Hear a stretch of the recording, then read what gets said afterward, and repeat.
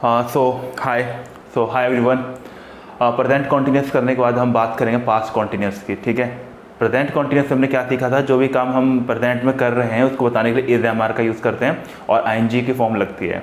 Similarly past continuous में क्या होता है, जो भी काम हम पास्ट में कर रहे थे उसको बताने के लिए हम वॉज और वर का यूज़ करते हैं। वो वॉज और जिस सेंटेंस में होगा इसका मतलब हम पास्ट में जो काम कर रहे थे उसकी बात कर रहे हैं।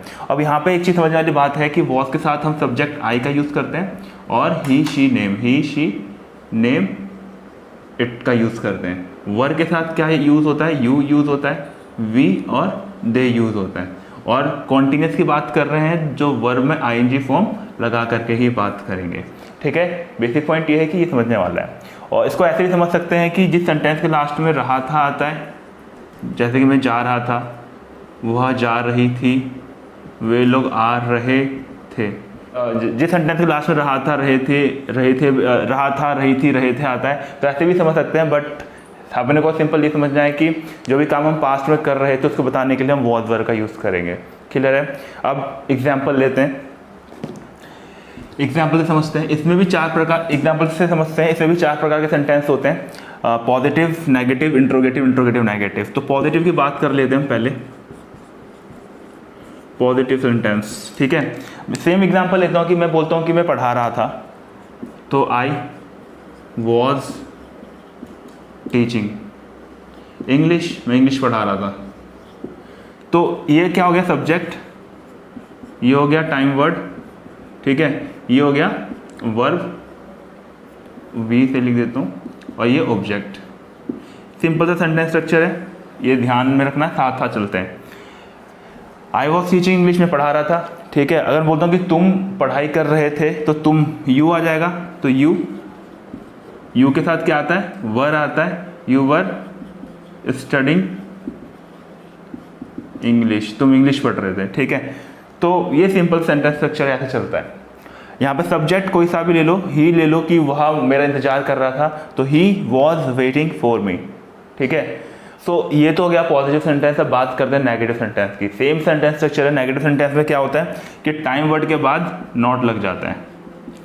ठीक है, जैसे मैं एग्जाम्पल बोलता हूँ, जैसे ये सेंटेंस है कि मैं पढ़ा रहा था इंग्लिश। ठीक है, मैं बोलता हूँ मैं इंग्लिश नहीं पढ़ा रहा था, तो I was not teaching English. ठीक है, तुम इंग्लिश नहीं पढ़ रहे थे, तो you were not studying English. Simple सा है, नेगेटिव में नॉट लग जाता है और सेंटेंस स्ट्रक्चर क्या बन जाएगा, subject plus time word plus not plus verb ING form and then object. ये पॉजिटिव सेंटेंस, ये नेगेटिव सेंटेंस, सिंपल को ध्यान रख लेना है। इसके बाद दो सेंटेंसेस और हैं, इंट्रोगेटिव और इंट्रोगेटिव नेगेटिव। इंट्रोगेटिव में मैंने जैसे बताया है कि ये जो टाइम वर्ड है वो पहले लग जाता है। ठीक है, और इंट्रोगेटिव नेगेटिव में क्या आता है, ये टाइम वर्ड पहले आ जाता है। ठीक है, क्वेश्चन जो भी क्वेश्चन वाला सेंटेंस होगा उसमें हम टाइम वर्ड पहले लगाते हैं। चलिए एग्जाम्पल एक बार उसका भी समझ लेते हैं। अगर सेंटेंस बोलता हूँ मैं, क्या तुम पढ़ा रहे थे, तो were you teaching, question mark. क्या तुम नहीं पढ़ा रहे थे, वर यू नॉट टीचिंग। ठीक है, ये इंट्रोगेटिव हो गया, ये इंट्रोगेटिव नेगेटिव हो गया। अब फर्क क्या है, बस टाइम वर्ड क्या आ गया, पहले आ गया सब्जेक्ट से, और इसमें सब्जेक्ट के बाद नॉट। तो सिंपल सेंटेंस स्ट्रक्चर क्या होगा इसका, ये टाइम वर्ड पहले आ गया, सब्जेक्ट, फिर वर्ब आईएनजी फॉर्म। अगर ऑब्जेक्ट होता है यहाँ पे, तो यहाँ पे ऑब्जेक्ट आ जाता। और नेगेटिव में क्या होगा, ये time word plus subject plus not plus time word subject not verb ING form के साथ, और प्लस ऑब्जेक्ट इसमें है नहीं, बट ऑब्जेक्ट होता तो ऑब्जेक्ट आ जाता है यहाँ पर। ये हो गया आपका इंट्रोगेटिव, ये हो गया इंट्रोगेटिव के साथ नेगेटिव। सिंपल सा बेसिक सा है। एग्जाम्पल और देता हूँ, जैसे बोलता हूँ कि मैं तुम्हें बुला रहा था, आई वॉज कॉलिंग यू। ठीक है, मैं तुम्हें नहीं बुला रहा था, I was not calling you.